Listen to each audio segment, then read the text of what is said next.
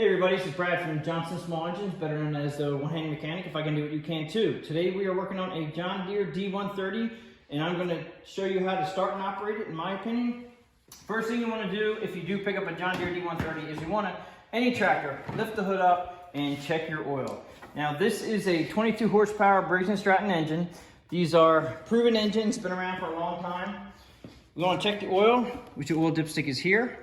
Okay, you're going to turn it halfway. You can pull it out, and there's two dots on it that actually show you high and low. This one's about in the center. You're just gonna wipe it off. Don't believe that just because you saw it on dipstick it was there. Wipe it off. Now, another thing too is, I didn't show you this before, but you have two little nubbies right there, and then one little nubby right there. Well, if you look at your dipstick, you got two open nubbies there and one right there. Make sure that you put it in correctly or it may get stuck. I'm gonna put it in, turn it halfway, turn halfway back out, take it out. Right now it's in between the two dots, so it's okay. The battery is here. A lot of times when they sell you the D100 series, they do give you a more of a generic battery, like 195 cold cranking amps. If you guys ever need to get a new battery for your tractor, I would go with a 300 cold cranking amp battery on a twin cylinder engine. And the reason being, it's a lot more power and it's gonna last longer. So if you wanna look at your battery, it should say the cold cranking amps. Now this one has been upgraded. This one is a 300 cold cranking amp battery. It's a nice battery. It should be around for a while. Okay, we're gonna go ahead and take a walk around now.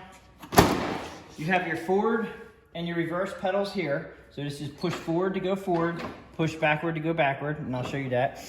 This is your cruise control here.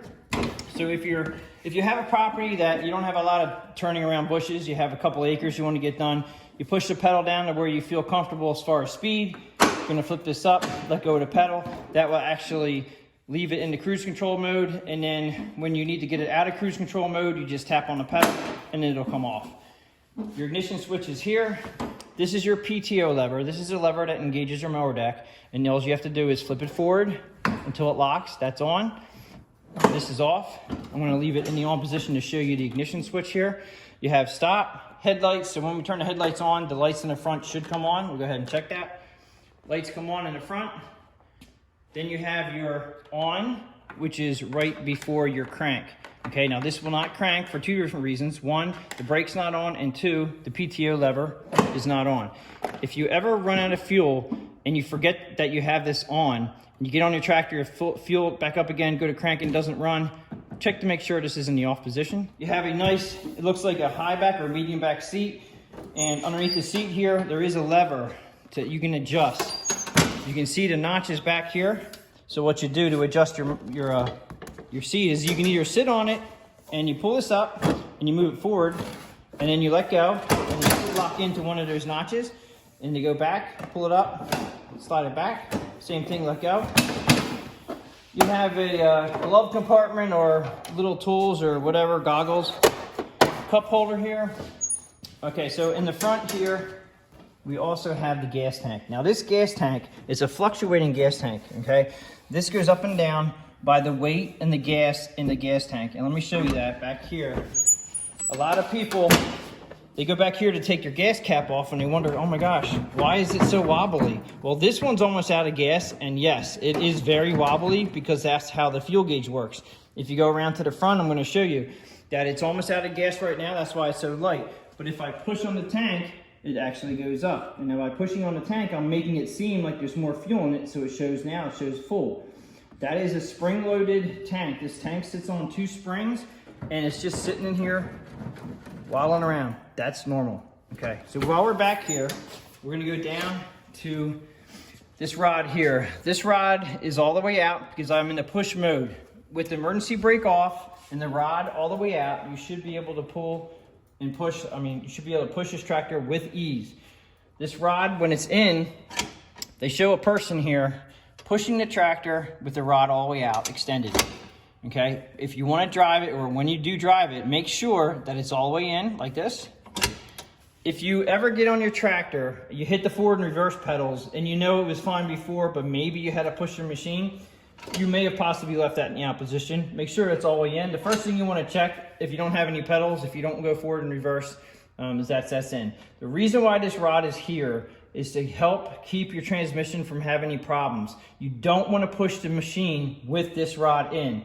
If you ever have to push it, tow it, anything, make sure that this rod is all the way out.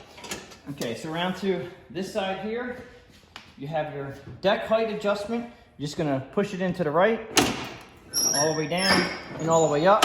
You have different notches you can place your mower deck in. You just find the height that you like and you keep it where you like it. And up. You have your emergency brake here. I'm gonna go ahead and sit on the machine. Show you, this is the emergency brake lever.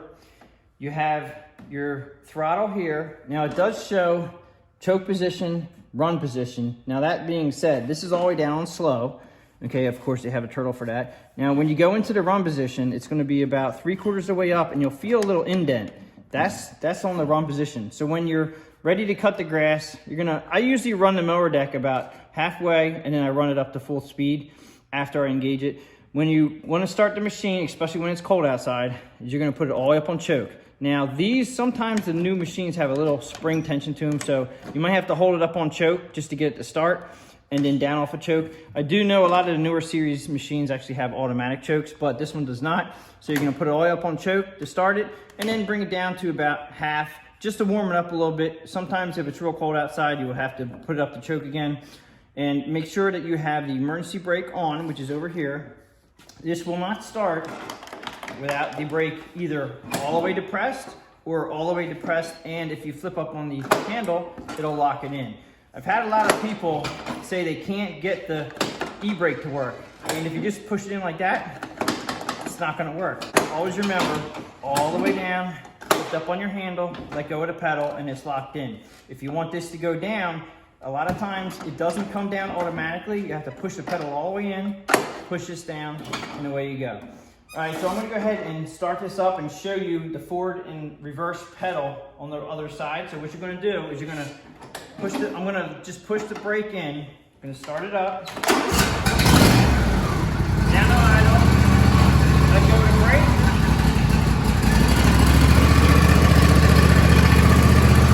And forward and reverse.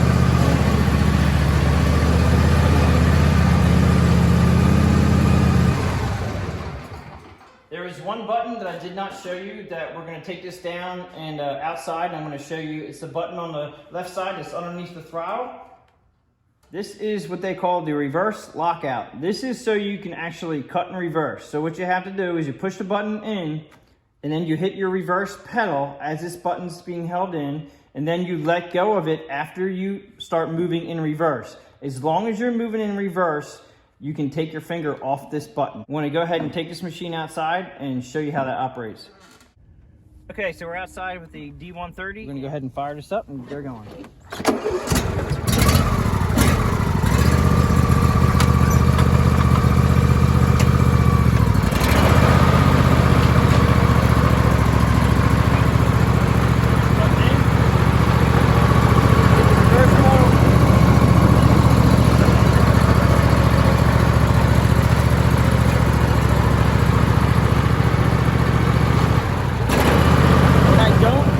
And hit the reverse pedal, it shuts off. Hit the button, hit the reverse pedal.